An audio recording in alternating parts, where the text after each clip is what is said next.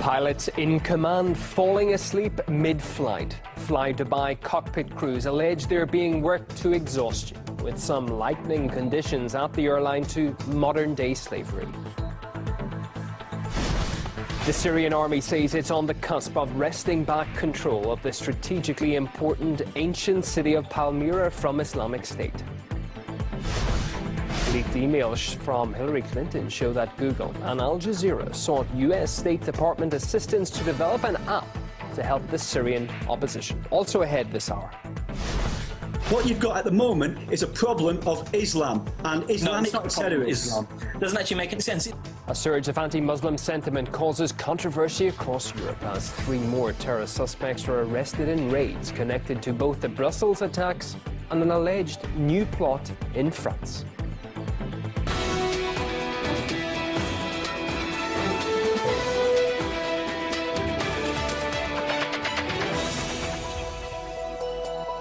A minute past 1 p.m. here in Moscow this Saturday afternoon. Good to have your company. My name's Ewan O'Neill. You're welcome to RT International.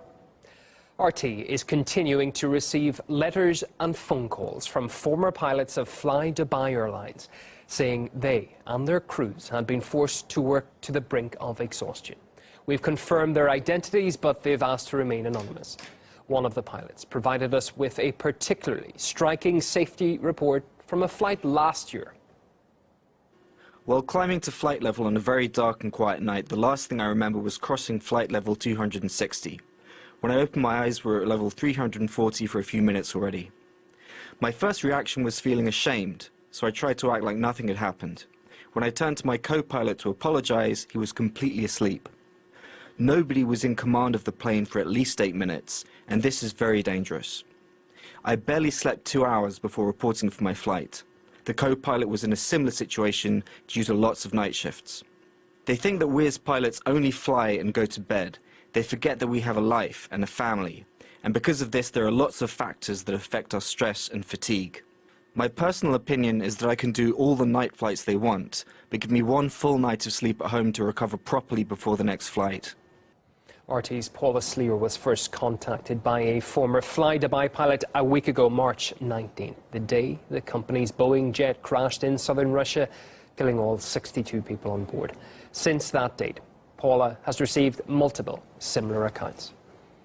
At this stage, we have received more than 25 emails, and I can tell you that that number keeps growing. I received one here on the way to the office, and among those who are contacting us are former pilots, current pilots, many captains, and not just from Fly Dubai, but also from other airline companies. We know and we have in our possession air safety reports that were issued within Fly Dubai. Last year, there were more than 150 cases of pilots reporting fatigue after an air journey, and that is just a number of pilots who reported. If you go and ask how many people call fatigue, probably you will find it out.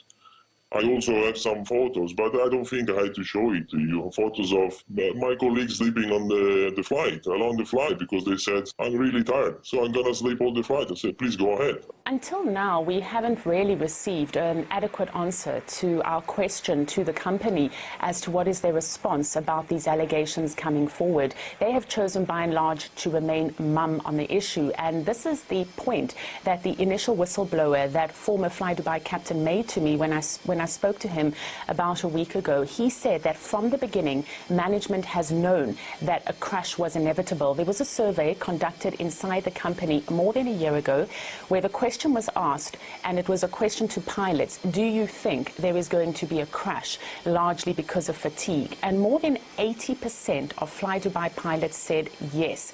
And unfortunately now we've seen that with the crash in Rostov.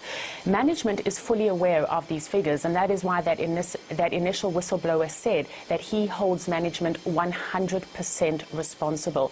This is the official response that we have to date received from Fly Dubai. For Fly Dubai, the safety and welfare of our flight crew and cabin crew will always be our priority. You've got to bear in mind that the whole aviation industry is heavily regulated, and we strictly follow authorised flying duty time regulations in putting together our duty rosters, with special attention paid to the variables which are likely to affect our crews, and that includes report times, previous duty and the number of days off. The rosters, I think, don't respect any kind of rule. They make their own rules, okay? I have colleagues flying in Emirates, and they all complain about the same way people are treated. It's kind of a modern slavery, even for pilots. You need to realize that these pilots risk a lot coming forward and sharing information with us. As one of them told me, it is not unknown for people in this part of the world to simply, to quote, disappear. We have verified all their identities, so we know who we're talking to, but of course we cannot reveal that information because people are just simply too afraid. This is a story that is unraveling by the hour, and certainly as more and more people become aware of our investigation, we are receiving more and more tip-offs. Well, RT's also been contacted by pilots from Emirates Airline. It's the largest carrier in the Middle East, and last year was ranked as the 5th best airline in the world, according to passenger satisfaction. But the staff seem to take a different view. The pilots work too much, they're always tired, and they don't get enough time to sleep.